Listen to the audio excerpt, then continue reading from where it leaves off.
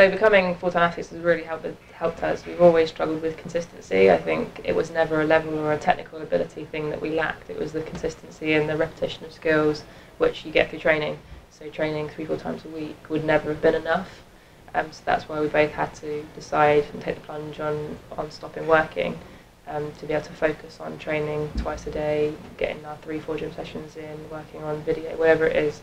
All the things that we've been missing and lacking, we can now fully focus on all the time.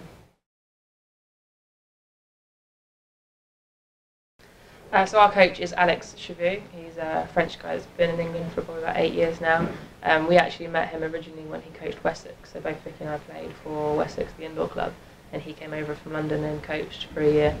Yeah, we kind of poached him from the indoor side of things, and we frustrated him so much with the indoor game.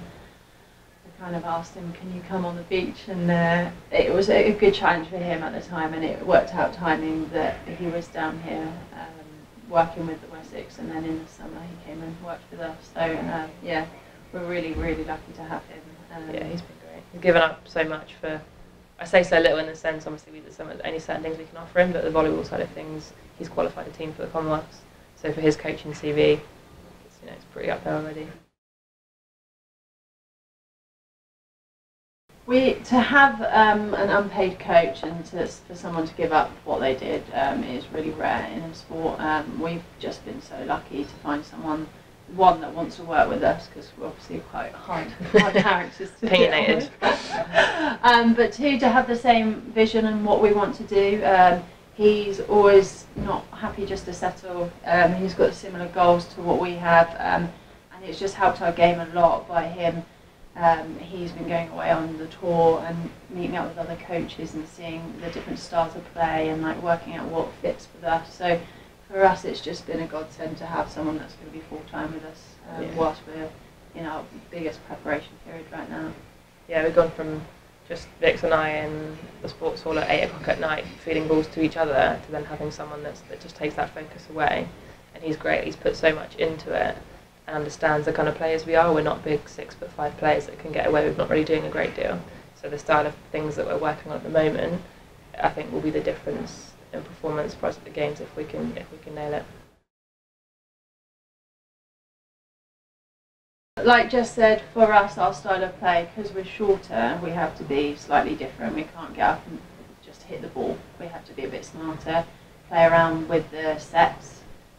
Running different plays, so I can hit the ball from behind or out from wide or in the middle, but it's just more a case of being able to access what our strengths are. So playing the ball a bit quicker, not setting as high, doing all the different things that complement us as players, and also I'm not a massive blocker, but Jess is obviously a very good defender, so we're kind of aiming to get people to play into our strengths. So if I set certain plays up, it's to obviously push the ball into the areas that we want and kind of trick other teams, because we can't just rely on getting up and doing the physical things.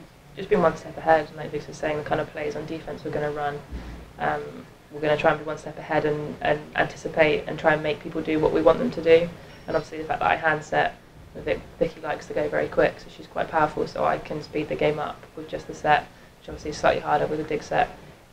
There's actually not that many teams that handset on the tour, so I think that can be a real big strength for us. But yeah, Alex has got it now. It's the kind of style we need to have, but that's what we're going to be focusing on over the next couple of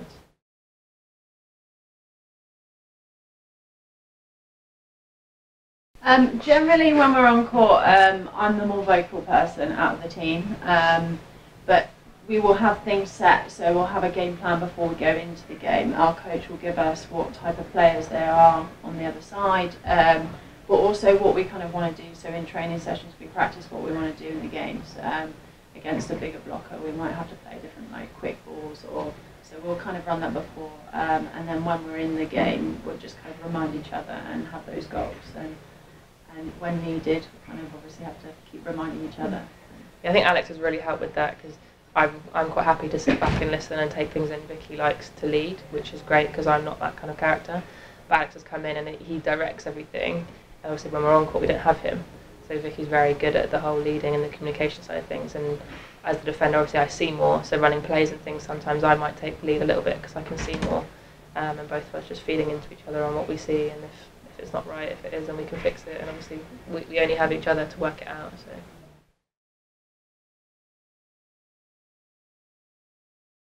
Yeah, I mean, we're training minimum twice a day, so we're working on kind of a 6-day a week at the moment, so we'll have one day, so we're going to LA soon, so we'll be working 6 days a week, but obviously everything that comes with that, the stretching, the foam rolling, the recovery, the nutrition, so even though we might only be training for 4 or 5 hours a day, our whole day is based around those sessions, so from getting up 3 hours before we train, eating 2 hours before we train, and then travelling to training, and then afterwards stretching, rolling, hydration, recovery, food, and then eating again, and then the same process starts again, and then the same process starts when we get home. And it's the stretching, the rolling, making sure we're getting to bed early. So even if it's only a kind of a 5-hour training day, it's all that stuff around that you don't see that's actually more labour intensive and time consuming than actually the court stuff is actually the easy part. Yeah, I think a lot of people expect like, okay, you're only training a couple of times, but in general what you have to sacrifice. Both me and Jess haven't drank the whole of last year. When you saw us when I was like 18, you probably wouldn't believe it, but a lot of sacrifices, even what we have to eat, how organised we need to be for the competitions that we're going to, so we'll have to book travel accommodation, we need to do everything, so there's a lot more behind. It's not just turning up and what we do on the court, it's everything else that goes with it, but what it's worth when you do it, and then when you're out there and you're enjoying it, it's definitely worth it. So for us it is a lot of hard work, but I think hard work makes it more worth it when you've done well. Yeah, if it was easy it wouldn't feel the same, it wouldn't mean as much.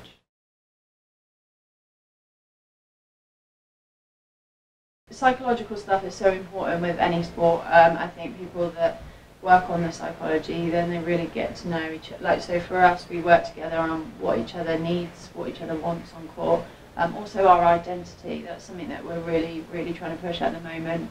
Obviously we've got our England kit on now, so it's even feeling more real, but like, what do we want to look like, what do we want to play like when we're there? Because we will be making history, but we want to make it so like where we can put volleyball on the map for English people to see, but for us it's a case of working out who we want to be and then getting there really with the psychology. Yeah, it's huge. I was very sceptical before actually working with Emma with psych, but realising actually how important that is now for us, and going away to games and things, and just having that one game to, it's like do or die, and you have one opportunity and you can't joke. And that's the difference between the good players and the average players. It's not ability, it's not technical, it's their ability to be consistent and be confident. And knowing that we can actually play, it's just putting ourselves in a position and what we need from each other, from ourselves, to be in that frame of mind that we'll go and, like Vic says, what we want to be remembered as when people look back at the videos, or we look back at the videos. It's something that we're going to remember, we're going to be happy with.